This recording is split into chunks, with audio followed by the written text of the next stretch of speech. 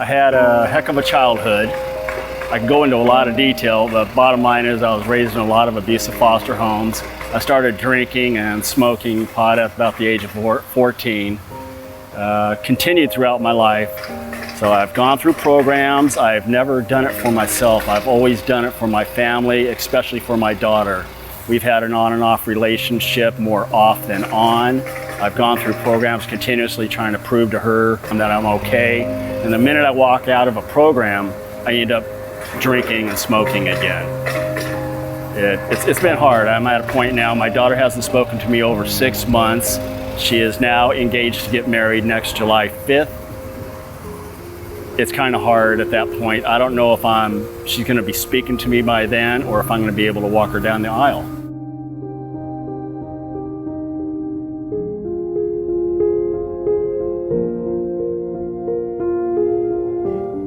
I received a phone call that my husband had been hurt in a bombing, but I did not believe them at first. Many other people I know had been told lies about bombings and injuries to loved ones as a political tactic to instill fear and chaos. So I couldn't believe that my husband had actually been in an attack. But I went to the hospital anyway to check. And when I saw him there, it took my breath away. There was shrapnel lodged all over his body. I was in a lifestyle that was tearing me down instead of building me up. My parents and my family were able to see it more than I was. And so actually they sat me down for an intervention. They rounded me up. They told me, like I said, a lot of good stories about my childhood, about me growing up, and the good qualities of me that they really touched on. And I thought I still had them, but in reality I was losing them. The last probably 10 days to 2 weeks of my drinking, I stopped eating completely. I couldn't consume any food whatsoever, just strictly booze. And that's how I lived my life. I got so sick and to a point where I wasn't taking care of my mental health issues. My physical health was right down the drain. I called my sister at work and I said, I need you to come home. I need you to take me to the hospital. I can't do this. I'm sick. Something's really wrong with me. So she took me down to the VA La Jolla, and I got admitted there, suicidal and homicidal at that time. I had some major issues going on. What they told me at that time, if I would have quit drinking on my own, I would have died.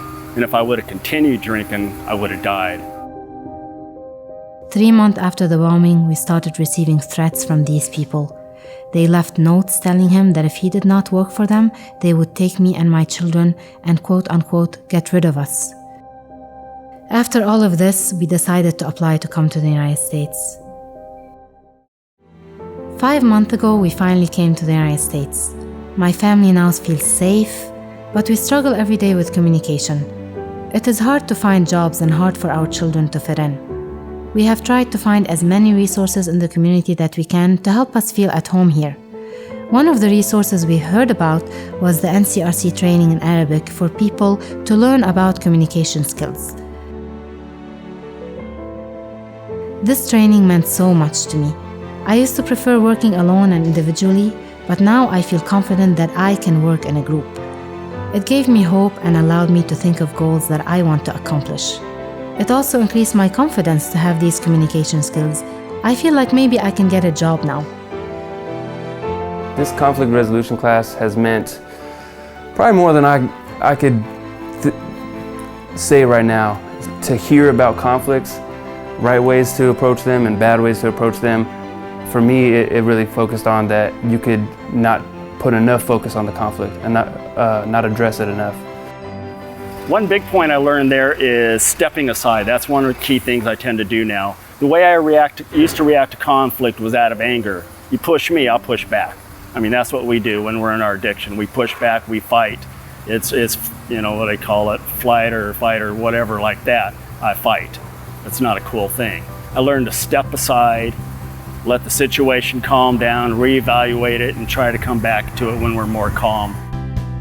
The active listening, really putting the focus on that other person and hearing from them, not just looking at the way they acted and saying, well, they're a bad person, they're this way for that, but learning how to look deeper and acknowledge So understand where they're coming from by saying, you know what, this is a mutual thing and I understand where you're coming from. And I'm acknowledging that you feel a certain way, so could we get to a bottom line? My husband and I speak in code now. We wink at each other when things start escalating to signal that it's time to practice the art of communication. Now the kids are picking up on that and the whole family is doing more and more communicating together. The sessions were fun, interactive. I learned a lot and I'm using them in my life today. Today I see I have a future. Today I have hope.